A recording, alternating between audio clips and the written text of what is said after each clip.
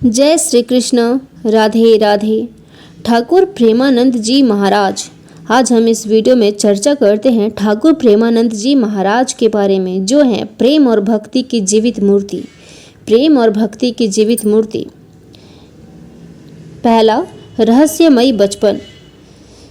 ठाकुर जी का जन्म एक सामान्य ब्राह्मण परिवार में हुआ था, लेकिन उनका हृदय असामान्य रूप से आध्यात्मिक था। बचपन में ही वे माँ की गोद छोड़कर एकांत में बैठ श्री कृष्ण के नाम का जप करते। एक बार जब वे मात्र 5 वर्ष के थे, किसी ने उनसे पूछा, तू खेलता क्यों नहीं? उन्होंने मासूमियत से जवाब दिया, मुझे मेरे लल्ला के साथ खेलना है, मुझे मेरे लल्ला के साथ खेलना है, बाकी सब खेल तो माया है।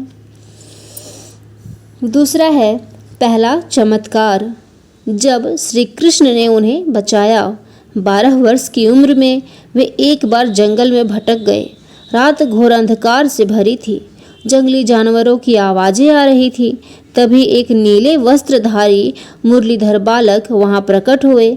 उन्होंने प्रेमानंद जी का हाथ थामा और बोले, डरो मत, मैं तो तेरा ही हूँ, तुझे कुछ नहीं होने दूंगा। सुबह जब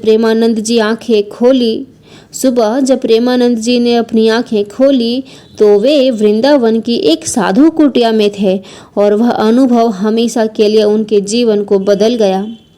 तीसरा है श्री कृष्ण के लिए रोते रोते अंधे हो गए। श्री कृष्ण के लिए रोते रोते अंधे हो गए। एक समय ऐसा आया जब प्रेमानंद जी ने श्री कृष्ण के दर्शन न होने पर 11 दिनों तक अन्न जल त्याग दिया।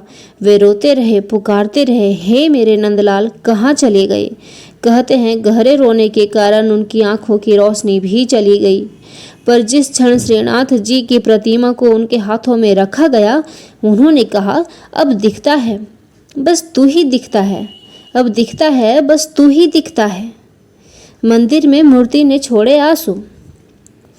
वृंदावन के एक मंदिर में प्रेमानंद जी की कथा चल रही थी। जैसे ही उन्होंने बाल कृष्ण के बिछड़न पर भावुक होकर श्लोक पढ़ा, श्री कृष्ण की मूर्ति की आंखों से अश्रु बहने लगे। उस क्षण सब ने जान लिया, यह प्रेम अलौकिक है।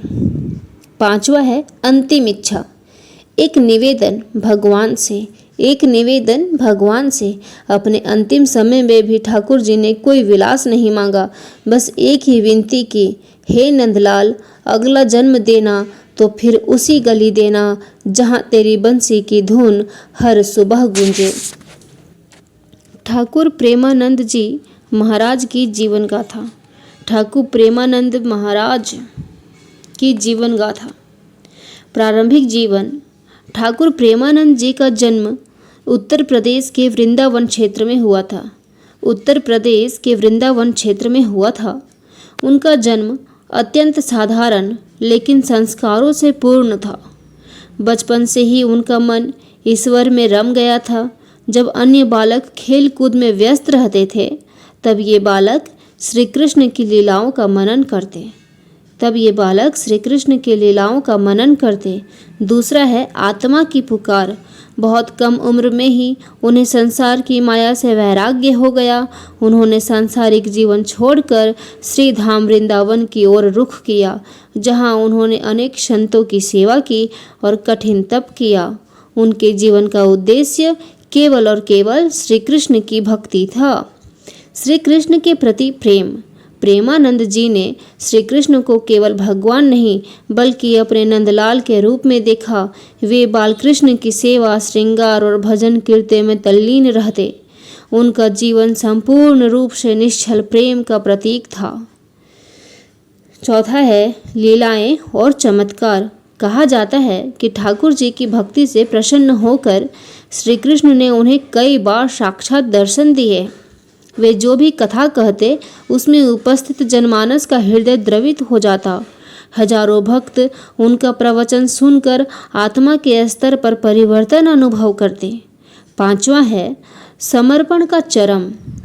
प्रेमानंद जी महाराज ने कभी कोई संपत्ति या मान सम्मान नहीं स्वीकारा।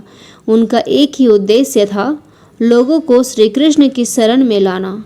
वे हर समय राधे राधे का जप करते रहते और श्रीनाथ जी की सेवा में तल्लीन रहते। छठा है अंतिम समय और विराम। उन्होंने अंत समय में भी एक ही वाक्य कहा, मेरे नंदलाल का नाम लो, यही जीवन का सार है। यह मृत्यु नहीं, उनकी गोद में विश्राम है। छूट गया मुरली का स्वर, शांत हुआ वो रास, गोकुल की गलियां रो पड़ी, थम गया सारा प्रकाश। प्रेम में जन्मे प्रेम में गए, यही थी उनकी बात। मृत्यु भी मुस्कान बनी, जब बाके बिहारी ने छोड़ी ये जात। जय श्री कृष्ण। धन्यवाद।